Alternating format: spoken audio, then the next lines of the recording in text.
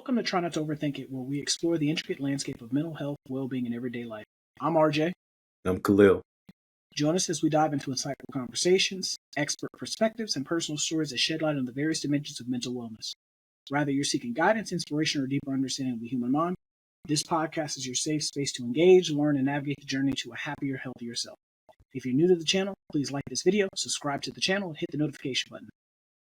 So today we are going to speak about a very important topic, especially for our younger listeners and our younger viewers. And It is on the topic of not feeding into negativity. This topic was brought about by, I'm a huge person that likes to be on the internet a lot. I watch YouTube a lot.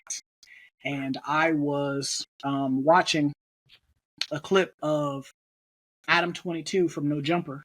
He was interviewing the guy that allegedly, quotations, where he allegedly killed Pop Smoke, the rapper Pop Smoke. And so he recently got out of, I guess, prison. He did his time, served his time, and he got out. And so he's interviewing him. And so one of the comments that he made was, Adam alluded to him feeling sorry for what transpired. And so his response was, no, I don't feel sorry. If I could go back, I would, but I don't feel sorry for nothing I did. That's just how I was raised. And so for me, as a therapist, I'm always a person that speaks about first, second, third order effects. Everything that we do ripples. Every decision we make, every choice that we make, everything that we do, it doesn't just start and stop with just that one thing. It always domino effects into something else. And so people have then interviewed Pop Smoke's mother, and it made me have so much respect for her to issue grace and mercy to this young man instead of, being, a mom who's grieving and a mom who lost her child and, which most of us would respond, in a negative way. She chose not to. And so to have this brought up and pretty much put in your face that this young man who took the life of your child, the child that you carried for 9 months, that you watched grow into a man, and for this young man to take his life and just, I'm not sorry about it. I mean, to me, I understand the importance of being able to tell your story and be able to share things from your perspective.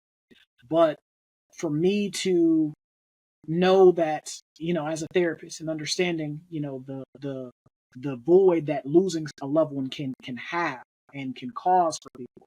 I mean, it just kind of blows my mind that we, as a society, will feed into instances such as this, where it is another indication of how little we value each other, and the fact that we'll feed into this, we'll tune into it, we will watch the next episode of the show just to see who's gonna go off on who next, right? Who's gonna do what to who next, and it just blows my mind. So, what do you think about this, Khalil? Well, I'm glad that you brought up this discussion because it opens up a wide variety of therapeutic modalities and interventions. And I know people forget that we're dealing with mental health, right? What we start to see is a belief system, right? Yeah. That starts out in a community and it actually spreads through the community because this belief system, while it could be negative, all right, is portrayed as something to be something honorable, something to be looked at as admirable, because or it's normalized. Or normalized. Think about it, right? If I tell you whatever decision you make that you follow through with it, don't have any regrets, don't have any remorse, you did what you did and stand on business, right? And I take this in, especially as a young man, and I start to believe. That's where we start to look at the belief system, which enters into a whole realm of cognitive distortions. And that's something very, very frequently accepted in different communities, right? Not just the African American community, it's different communities, right? I was even watching a show recently where a young man, he was 17, somebody had come up on his property, and he was the gentleman was arguing with his stepmom, and he took a gun, shot the guy while he was arguing with the stepmother. The dude never approached him. He was in the garage way. He never stepped on the property. In the state they were in, they got the stand your ground law, and they actually did not allow him to claim stand your ground, right? Because the guy hadn't threatened anybody, he was asking for his property back, right? And he got into a argument, no physical altercation or anything, and he shot the guy in cold blood. He thought he was going to get off because of stand your ground, because he was told, especially in that state where he lived in, and this was a Caucasian young man. He was white. He was not a black young man. He thought he could get away with it, and he didn't. At 17, you facing 25 to life because of your belief system that you were groomed in from where you lived at, right? It's okay. Yep. You can go ahead and smoke them. You know what I'm saying? And he shot him quite a few times because he had missed the first couple of times, so he just kept shooting. So it wasn't like I fired a warning shot, told him to get off my property. So he couldn't claim that. And that all starts from his belief system. They interviewed his dad. His dad was trying to lie, manipulate, and do all sorts of stuff. But it just shows this is what I taught my son. This is what the community has taught my son. It's okay. And we saw the same thing with the two guys in Georgia who chased down the young black man who was just jogging. Remember that? They said, oh, yeah, he looked like somebody broke in the house. So we chased him down, shot him. This is what I'm talking about. In certain communities, these concepts of, oh man, if the person does this, you're allowed to get him. Oh, if he's slipping, you allowed to run up on him because he was slipping in the first place. He shouldn't have been out there. He's lacking, right? He ain't have his pistol on him. He was out there with all that jewelry, or he's out there with that money. You're supposed to get him. These are the belief systems that people start to follow. They're going to think this is okay. This is acceptable. But we know in society, there's always consequences for your actions. And when you're not remorseful because you're standing on this belief system, this is where we start to get that domino effect you were talking about. It starts to affect our society because these young men are getting locked up when they're following some false belief or false narrative that it's okay to do these things because it's honorable when it's not. I agree wholeheartedly with what you just said. I think that it's very important, like you alluded to, of being able to recognize the source of the negativity. When you're able to recognize the source of the negativity, rather it's certain people, it's social media, it's television, specific situations that you find yourself in, by being able to identify the source of the negativity, you can either avoid it or cut it out of your life altogether. For most of us, this is where it gets into the conversation of nature versus nurture. Right. Where, is your environment, playing a part in, who you become or who you are, or is it the way that you're raised that plays a part in who you are and who you'll become? For a lot of us, being able to identify where the negativity is coming from, rather it be your mom, rather it be TikTok, Instagram, Facebook, YouTube, the television, the music, being able to recognize that these things do not play a beneficial part in your life will keep you from making poor decisions. I think that for a lot of us, like we see it in music nowadays, where I had this conversation with one of our colleagues. She's been on the show a couple of times, Miss Lucretia Coleman, and she and I were talking about music as a whole. And like I explained to her, I had to start being more mindful of what I allowed to come into my body. And so I know that sounds weird, but you should be very mindful of what you allow to enter inside of it, because you have to look at yourself like a temple. So everything on you that is able to receive data is a gateway. Right. So your eyes, your mouth, your nose, your skin, all of those things are gateways because they can take in things. So when you're listening to a certain type of music that is pushing a certain message, you're watching certain things on television that are pushing a certain message, those things become normal to you. Those things you become desensitized to because you've seen them enough. So seeing a dead body because you've played these violent video games, or you've been around dead bodies, or you've seen violence, that becomes normal to you. No different than when you see someone selling drugs. That becomes normal to you Right. because it's what I know. Being in an abusive relationship, if you've grown up as a child watching your mom be abused, you start to think that that's normal. When you're growing up as a child and you see your parents bickering and arguing back and forth, you start to think that that's the way to be in a healthy relationship. One of the things that, and for me as a therapist, I teach an anger management group. And so one of the things that I was sharing in the anger management group when I was teaching it last week was the fact that one thing that I applaud my parents for was my parents never argued in front of me and my sister. Right. I don't remember a time that I watched them argue in front of me and my sister. Right. And the reason, like, I asked my dad, why was that? Like, I'm sure y'all argue, but I never saw y'all argue. My dad said the reason we never did that was because we wanted you guys to be able to stay children. When we're arguing in front of you, we're forcing you to, one, be in the conversation. Right. That's right. number Be in one. the mix of And adult then conversation. and Right. yeah, children need to stay in the place of children. Children should never be stepping into the place of an adult. Right. So by arguing in front of your child, you are now putting them in the middle of whatever you guys are arguing about. That's number one. And then number two, by arguing in front of you, now we're forcing you to pick a side. Yeah. Yeah. To choose. So we're forcing you to pick a side, either pick mom's side or pick dad's side, one of the two, but you can't stay you can't stay neutral. So by not arguing in front of you, guess what? We remove that type of drama, that type of mess, that type of negativity from you guys. Right. And so for me, now as an adult, because as I alluded to in previous episodes, there are certain things that I do as a man because I watched my father do it. Mhm. So arguing in front of children is not something I'm willing to do because I watched my father not do it. Right. Being disrespectful to women, calling women out of their names, guess what? I don't do that because I've watched my father not do that with women that he's interacted with. Right. Now, do you get mad? Absolutely. Of course, you're human. But is there, exactly, as a human, you get mad, you get in your feelings. But because I saw what right looked like, guess what? As a man now, I move in that right direction versus moving recklessly and stupidly, making permanent decisions for a temporary situation. Right.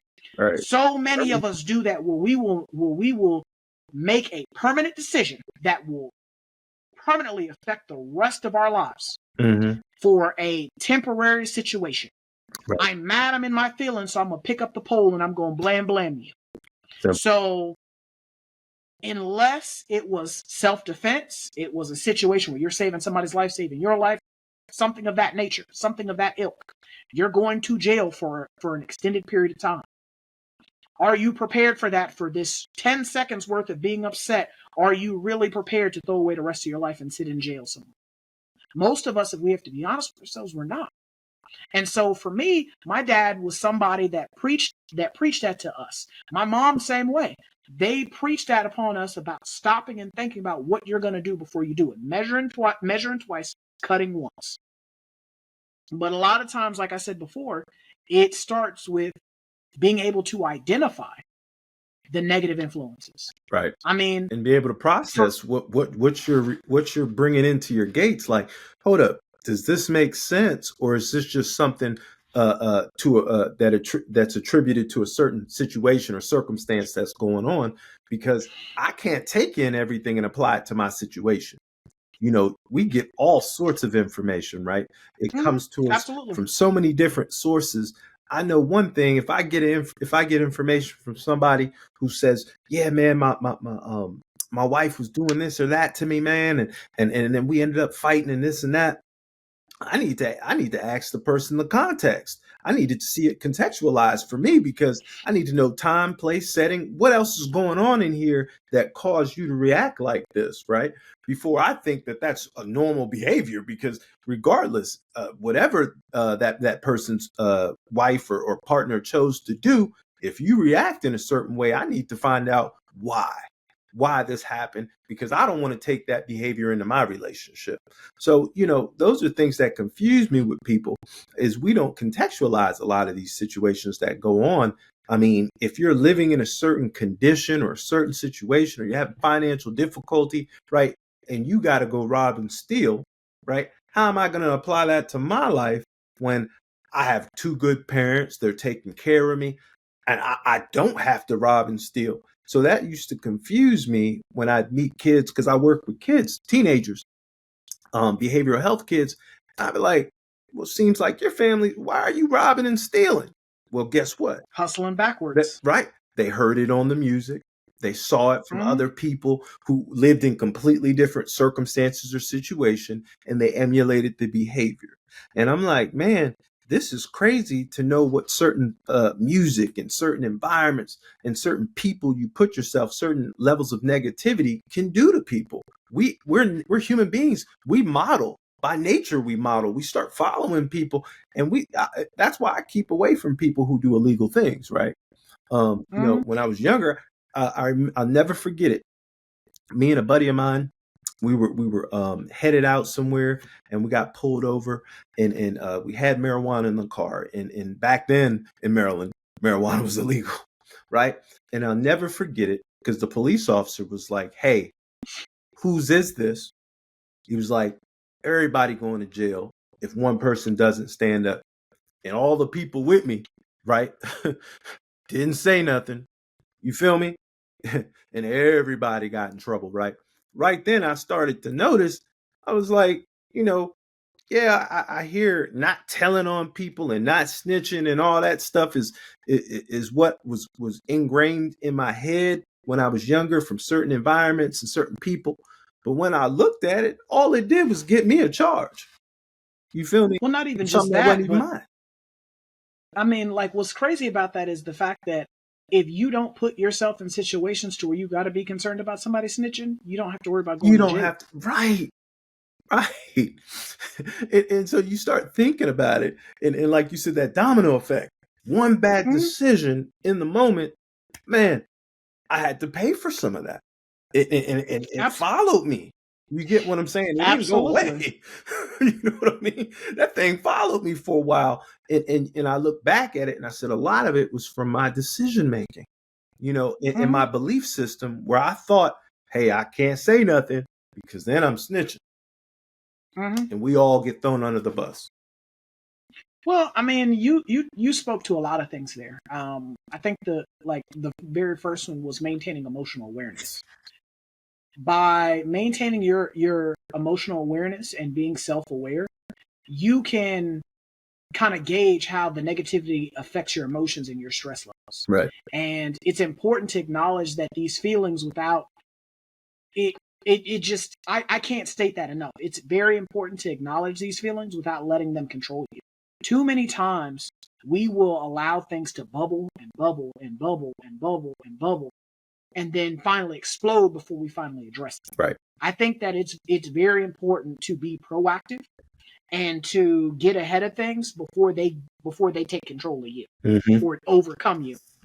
I also like the fact that you spoke to limiting your exposure to certain things. By limiting your exposure to negative influences and the foolishness that comes along with being around people who participate in negativity, you limit your potential to be caught up in negative outcomes. I think that for a lot of us, we don't think, like you said, hanging around people, hanging around certain folks, individuals, being around those certain folks can get you certain charges. You know, before you even got in the car with certain people, like, yo, they on that type of time. Yeah. Like I was watching the Math Hoffa podcast, My Expert Opinion, and he had a guy on there that was a predicate felon. And so for those who don't understand what a predicate felon is, some states have a three strikes law. So with a 3 strikes law, you catch 3 felonies, 1, 2, 3, they're gonna lock you up for the rest of your life. So this was his second felony that he had caught. He was a predicate felon though, and Tony Yayo's a predicate felon, because Tony Yayo from G Unit had an album called Thoughts of a Predicate Felon. Yeah. That's how I found out about what a predicate felon was. But this guy, his felonies were he kept getting caught with guns. So he had a revelation one day. He's sitting in the barbershop where they're shooting the podcast, and he said he had a revelation one day. If I keep catching charges for carrying a gun, maybe I need to stop going to places where I need a gun at. And Look so how I that thought, processing, all that was some good processing. That's all that was. absolutely. Using your frontal lobe, right? So, So being able to process that I keep finding myself in these bad spots. I'm tired of being in these bad spots. I'm tired of seeing these bad things happen to me. And then not just to me, but also to my family. Because when you go to prison, you don't do the time by yourself. right. If you have kids, your kids do that time with you. If you're married, your wife or your husband does that time Yeah, with your you. parents. Your parents do that time with you. So he processed all of these things and said, you know what? I need to start making better decisions. I need to start surrounding myself with better people. I need to stop going to places where I'll need to carry on a certain way. If I am hoping to, and I've said this plenty of times on this particular podcast, if you're trying to have things you've never had before, you got to do things you've never done before. Right. Too many of us, we rinse and repeat foolishness and then wonder why we're still in the same spot. That's the definition of insanity. Doing the same thing over and over again, expecting a different outcome. So if you are hoping to transcend from where you currently are, you're trying to leap pad to the next level, you sometimes have to leave certain things behind. So sometimes that means cutting off certain relationships, cutting off certain friendships, cutting off certain interactions, certain entanglements, cutting off certain bad behaviors, Right. cutting off, the certain ways that you've been acting, the certain ways that you've been dressing, the certain ways that you've been talking. And in some cases there's a mindset, Right. mindset shift. The belief systems that we talked about earlier, changing that gentleman that you just talked about, changed his belief system. Like, why am I going to these places where I need to be carrying something? Why am I going to a place where I need protection? Why am I going to places where my life is going to be in jeopardy? Like that, he had that revelation. And so even when you hear about people who are in prison, they find God. They find God not because, it was pushed upon them, but because they had a shift in their mindset. Right. They have more time. I've been moving recklessly, and because I've been moving recklessly with no purpose, no direction, no guidance, no mentorship, this is how I ended up in here. If I'm hoping to not come back in here, I have to be able to recognize that I'm my own worst enemy. And I've got to turn certain things around in my life if I'm hoping to have things I've never had before. And so that is where a lot of people in prison will find God. Regardless of what that looks like, they will find God. Because again, by being able to tap in with a higher power, wherever your belief system is, you find that guidance, you find that direction, you find that purpose, you find that call. Look what you're speaking to, right, RJ? This is perfect. This is a perfect example of that meditation, right? That we need sometimes, right? Just trying to listen for clarity, right? And that voice from your God of your understanding. But in prison, they were forced to slow down. When we're in the world, I think Jesus put it best when he said, people receive the word with joy, right? But the cares of the world drowns it out. And I want to keep that on a spiritual context, because I want people to understand, I'm not just pushing Christianity. There's many great prophets, many different people that God used to speak to us, right? When we start thinking about these divine revelations, yes, when I meet people who've been locked up, me and RJ, we both had to work for programs at the mental health center. We had to deal with people coming out of hardcore prisons. I'm talking about been locked up for long periods of time and have to come back in society. And we have to sit there and try to figure out how they can be able to survive, right? And you start talking to them. They had this clarity of how their life had become so reckless, so unmanageable when they were in prison. And they came forth and told me, they were like, man, I could never sit still. I couldn't get it before. And somebody coming out, I remember talking to this gentleman. He came out after doing 10 straight years, but he had done so much time in the past. And he was like, man, he's like, all I want right now is a stable place to live and some, and enough food and clothing to take care of my basic needs. He's like, man, I don't need to do anything extra. Like before, he said, I was always worried about doing the extra, doing the most. He's like, I want to be able to sit still. I'll never forget this, because he said it to me in clarity, and he wasn't always clear. He had some mental health condition. He was clear. He said, man, I don't even want a lot. I just want enough. And I think when we're in that chase of the world, we trying to get this, get that, we lose and we compromise all sorts of character and our dignity and our values when we're chasing. Even people who don't do illegal or criminal activity. I'm just talking about when we're in this rat race, we can forget that, hey, sometimes we need to take a time out and we really need to meditate on what's going on when we're in the middle of so much confusion and chaos. And if you don't do that, you will not be able to focus and process on what's going on, and you get lost and you make a bad decision, and you might pay for it for the rest of your life because you refuse to slow down. Well, I mean, I also think that it's important that you prioritize the right things. Yeah. You know, in psychology, we talk about Maslow's hierarchy of Mhm. needs. You know, prioritizing the needs over the wants. Most of us, we prioritize the wrong things. We have it backwards. Right. Well, we prioritize Wants the over wants the over the needs. Yeah. needs. And so that by prioritizing, by having your priorities out of whack, you move recklessly. Mhm. You make decisions that someone who is processing things at the appropriate level, at the appropriate frequency, would not make. Right. So someone buying $200 shoes, knowing that they got to pay bills, that doesn't make any sense. That Doesn't doesn't add make any up. sense to you or It don't I, add up. because we're operating from the standpoint of needs versus Mhm. wants. Once all my needs are addressed, I will then address my wants in that order, but not the opposite way. A lot of times what happens is we prioritize the wrong things. For me, I know everybody laughs whenever I say this on here and in real life. Who I am on here is who I am in real life. Don't get it twisted. He is. I can verify that. You know, people always think I be playing when I say I'm lazy. I'm not. I'm very lazy. But I'm a person that will put the time and energy into the things that I know are going to help me be the best version of myself. Mhm. What happens is most people do not do that. They do not surround themselves with the things that are going to help them be the best version of themselves. And sometimes that's not necessarily what you want, it's what you need. Most of us, we will have the wrong friends because they co-sign our foolishness.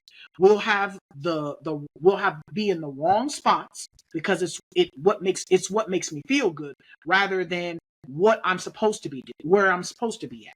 So you'll go eat at Burger King and McDonald's instead of being in the gym. Right. Because I like McDonald's and Burger King. I don't like going to the gym because it's not gonna be great for me. Right. It's gonna be uncomfortable. And so for me, I tell people this all the time. I firmly believe in economy of energy. I don't put my time and energy into things that are not going to double and quadruple in a return. So you don't see me spend my money on things that are gonna just be a waste of money. You don't see me have friendships that are just gonna be a waste of my time. You don't see me working a job that is not going to benefit me in some way, shape, or form 2, 3, 4, 5 years down the line. If something does not multiply and add in my life, I do not partake in it. No different than arguing back and forth with people. If there's not a need for me to go back and forth with you, I will quickly tell you, you got it. Right. You got it. What does It's that yours. mean? Yeah. Right. Yeah. I've had people ask me, what does that mean? I got it. That means I'm not about to argue with you. We just have to agree to disagree.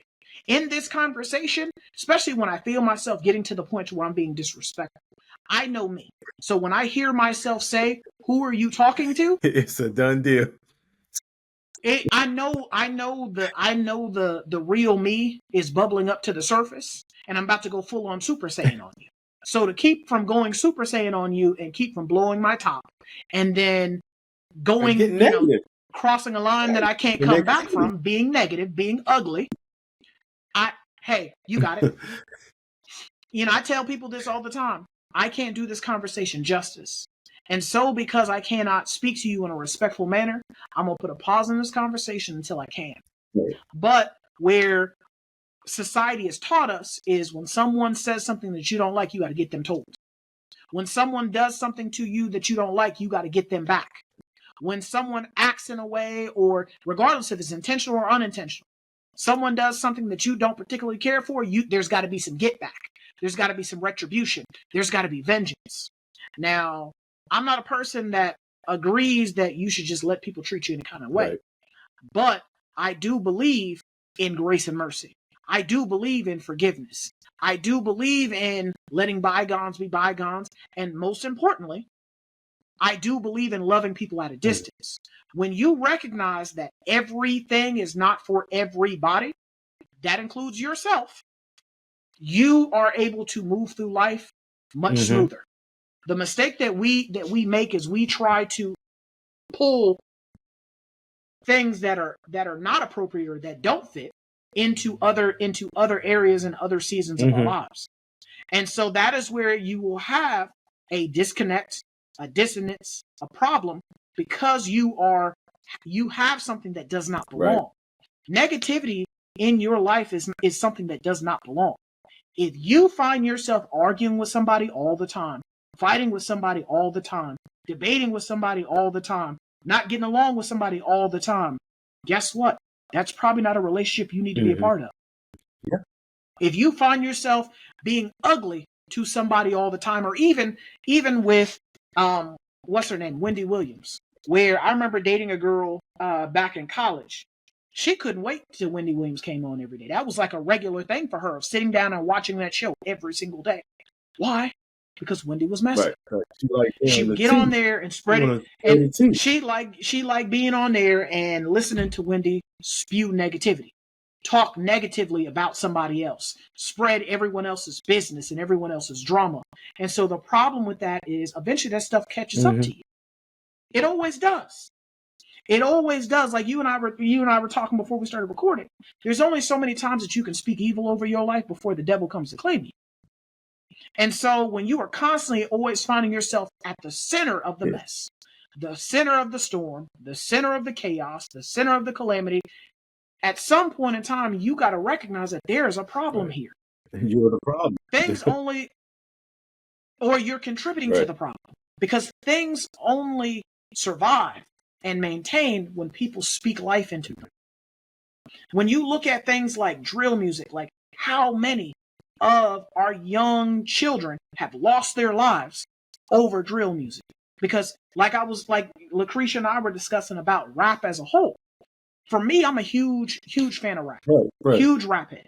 I'm a person that loved like mixtape after mixtape. I remember like rappers like Jeezy before he got big, like the Snowman mixtapes. Right.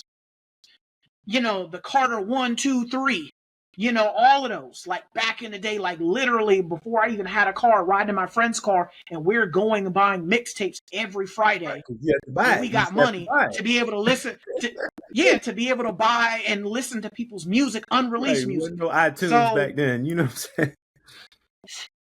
To, you know, like I explained to her, rap is the only genre of music where the expectation is you are truly living the lyrics that you're spitting.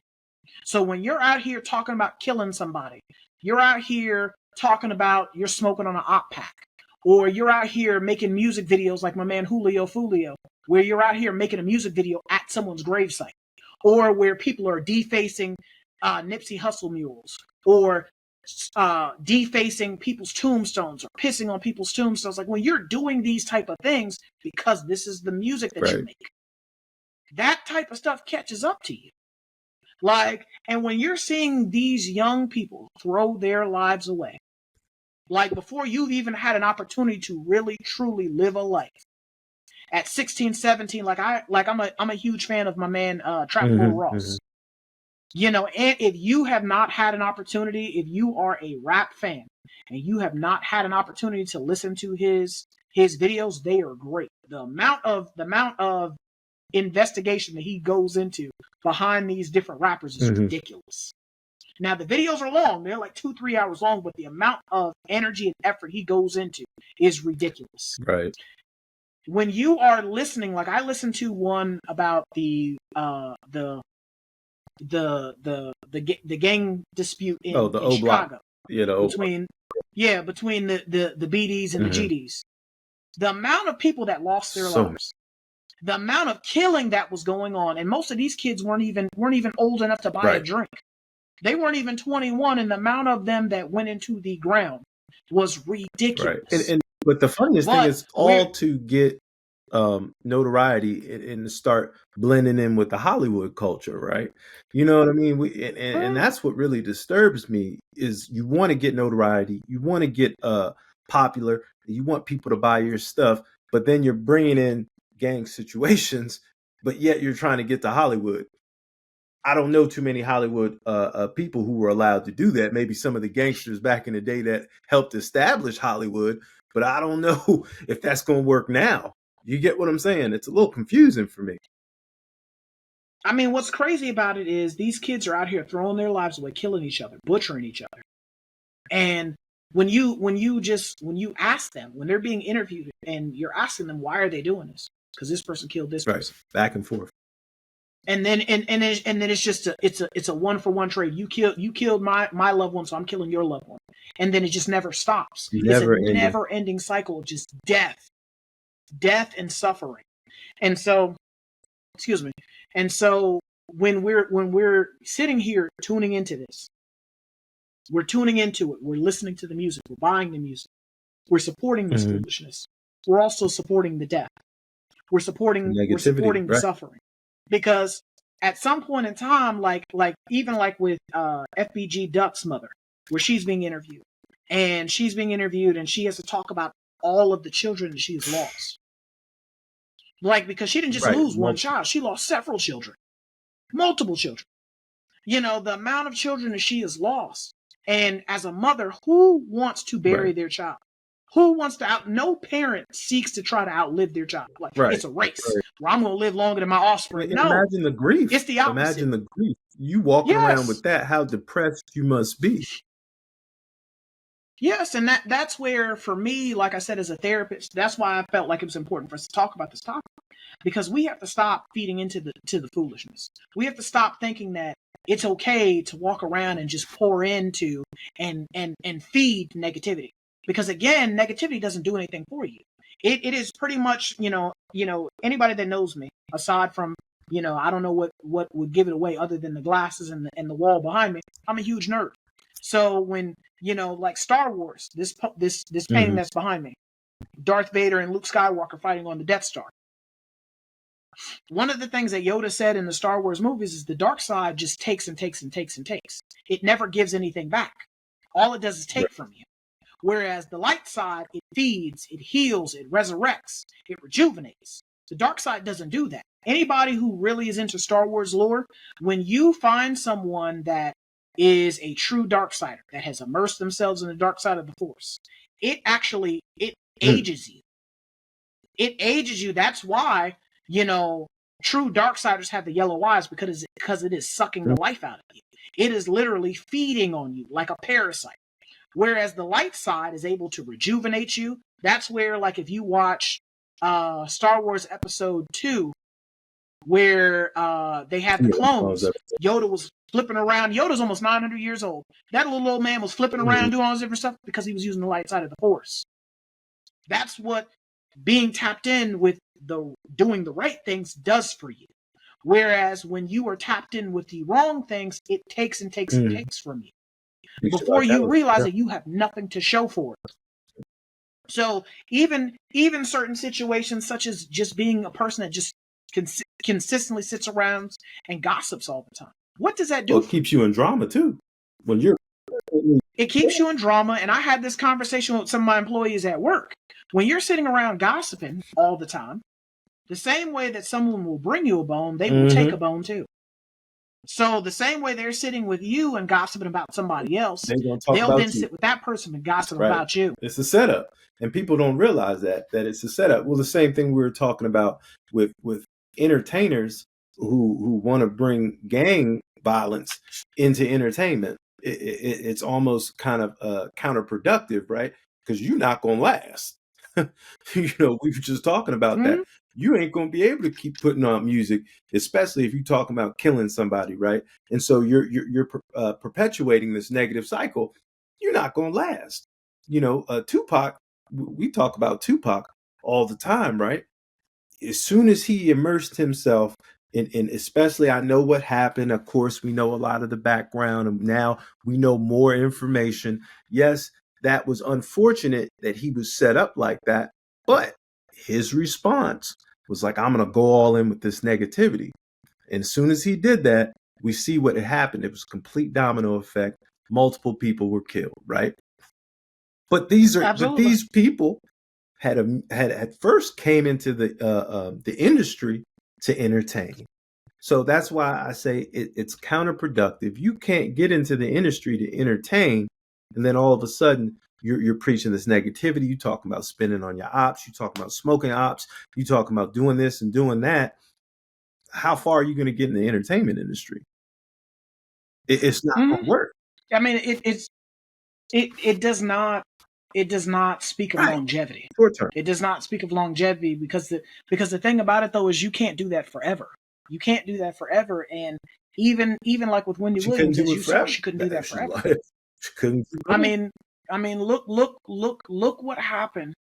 You know, like look where she is now. I mean, when you look at a lot of these, even with us being on YouTube, when you look at a lot of these platforms on YouTube, where their whole premise is spreading negativity and being messy and being in the middle of drama, look where that gets you. Just the minute of fame. That's about it. You look at someone like Tasha K. I knew when I kept seeing the clips of Tasha K, I knew where that was going to go. I knew where that was going to go real quick. And you kept on with Cardi B, and Cardi B showed you real quick. I'm not about to go back and forth with you. I get my lawyer involved. And so I'm going to get my lawyer to handle my light work. And so then you get sued for 3 M's. Now, does Cardi need the 3 M's? Probably not. But it's the principalities at stake. You tried me, and I told you to stop. I gave you every opportunity to. You chose violence instead of peace. And so because you chose violence instead of peace, I'm going to hurt your pockets and collect that money. I'm going to hurt your pockets. And so now you see her going through the same thing with Kevin Hart, where you interviewed his personal assistant. You don't think that he had an NDA in place? Especially of course anybody he hires, there's an NDA, and they signed it in order to get that job. And so this personal assistant signed this NDA. So she signed this NDA, goes to get interviewed by Tasha K, and starts. I don't know if what she said was true or not. I don't really care one way or the other. But she starts saying stuff that may or may not be true. Excuse me. She starts saying stuff that may or may not be true. Like she didn't sign an NDA. Mm-hmm. So now he's suing them too, allegedly. And I'm just like, sis, like, did you really have to? Like at some point in time, we have to stop. Well, it's the people in her corner. People in her corner because you're supposed to have some good advisors in your corner when you start dealing with these type of contracts she's doing. You know, you're supposed to have good business people with you that'll tell you that I wouldn't do that. Well, I mean, and that brings that I'm glad you brought that up because that brings up a good point. You know, the circle that you surround yourself with. The circle that you surround yourself with is just as important as you staying out of the foolishness. Because the people that you surround yourself with will check you and tell you, yo, that's not a good move. Don't do that. You're going to lose some fans. You're going to lose some money. Real quick. Like, but you know, people who truly deserve to be around you, because I tell people this all the time. Everybody don't deserve to sit at your table. You know, like people keep talking about this Kendrick Lamar song, Not Like Us. Yeah. That's very true. Like, it's very true. Everyone is not built the same. Everyone is not like you. Everyone does not deserve to sit at your table. Everyone does not deserve to break bread with you. I'm a huge proponent of that. Real life, if we don't fool with each other, I will not eat with you. Yeah, and you know, because historically, like when you look at where that comes from, that was a time for us to come together as a community. That was a time for us to share stories, share sagas, you know, pass down lineages, share history. It was when we sat down around the campfire and we're sharing a meal. But we have lost as a society, we have lost that sense of unity, of oneness. And so for me, as I said, everyone does not deserve to sit at your table and partake of your sagas and your stories. So when you have everyone around you, again, everything is not for everybody. you have the wrong people in the wrong season of your life, you are setting yourself up to be caught up in some mess. And so people who are truly in your life for the right reasons will tell you, yo, you messing up. Yo, you tripping. Like, we collectively, between the three of us, we will talk about different things. And yo, am I tripping when I said this? And look, am I tripping when I thought you this? don't need a yes man in your corner, right? When we're talking about real things and real controversial topics on this show, and RJ's running it by us, he's going to ask me and Unique, hey, what do y'all think about this? What do you think about that? Not everything is a yes in our group chat. No, you can't just be yes. There's some, hey, we need to think about if we do this, then this will happen, right? And so I think people miss that when they start, growing in whatever business they have. You need to have some good advisors in your corner. You can't have yes men. And that might be the young lady's issue. No, she might have a whole bunch of yes men with her, and nobody's telling her. That's not a smart move, sis.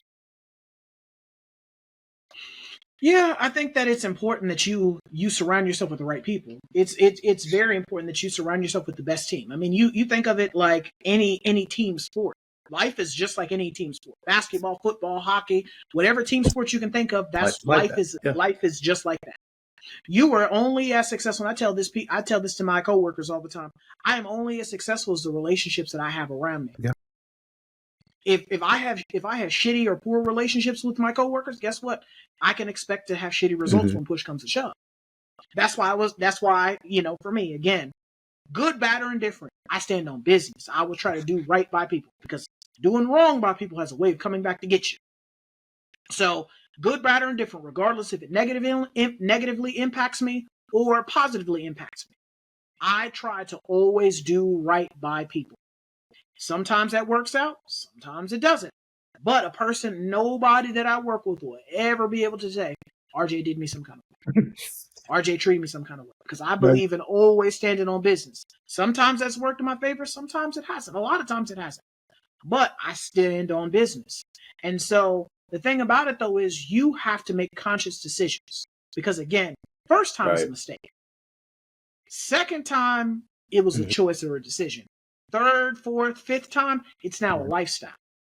And so when we're out here moving and grooving through life without really stopping and thinking before we're doing things, stopping and thinking before we're involved in certain things, or more importantly, to those of us who are, younger and, understanding the value of your name, that your name is being attached to certain things, we have to stop and think, what can come from this?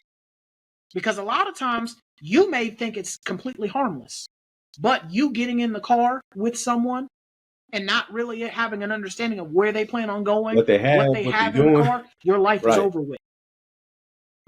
Because you might just be thinking y'all going to the mall. Now they plan on spending the block on somebody. You might just be planning to go down to the local hangout spot. But they got some weed in the car, or they got some drugs in the car, or they got an open container of alcohol in the car. So you get stopped by the police. Like Khalil alluded to. The drugs, everybody. Possession is not the law. Everybody. Yeah, everybody going to jail. If nobody cops to it, everybody going to jail. Because the expectation is that you knew that it was in the car. And so unless the gun or the drugs was under the other person's seat, and there's no way you could have had access to it, you're all going to jail. I mean, so at the end of the day, like I said before, you have to recognize that you have to make good decisions. Life is about decisions, good, bad, or indifferent. You got to make the right ones, regardless of how difficult it is, regardless of the relationships you got to cut off. I mean, think about it like this right here. If I have gangrene in this finger, in order to save my entire hand and possibly my entire arm and potentially my entire life, I'm cutting this finger off without a second thought. I mean, literally, I'm going right down to the kitchen. It's coming off. It's coming off quick. I'm not thinking about it. I'm not thinking twice about it. That is how decisive I am about decision making when it comes to not being a part of mess and drama. There are family members.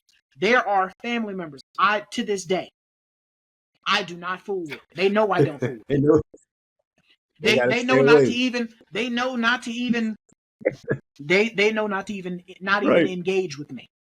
So you gotta stay Don't even away. speak to me because I know you are a walking calamity and walking disaster, and I'm not trying to be pulled into. And so I find myself not being a part of drama and mess, because when I recognize you as a person that's drama and mess, it kind of, like me and my sister were having this conversation about the story of the frog and the Yeah. scorpion. You can't get mad at the Right. scorpion for being a He gonna scorpion. hit you every time. They Sting are you they every are time. they're gonna sting you every time, because that's just who they are. That's part of who they are. So when you recognize that a person is drama and their mess, you have a responsibility as the person on the outside of it to not involve yourself with that person or that thing. And Yeah, so well, it's important. we're talking about what we've discussed in previous episodes. You've got to draw certain boundaries: family, friends, acquaintances, coworkers. Absolutely. There's certain boundaries. I remember Unique said something so just, I mean, for me, it was life changing when she said it.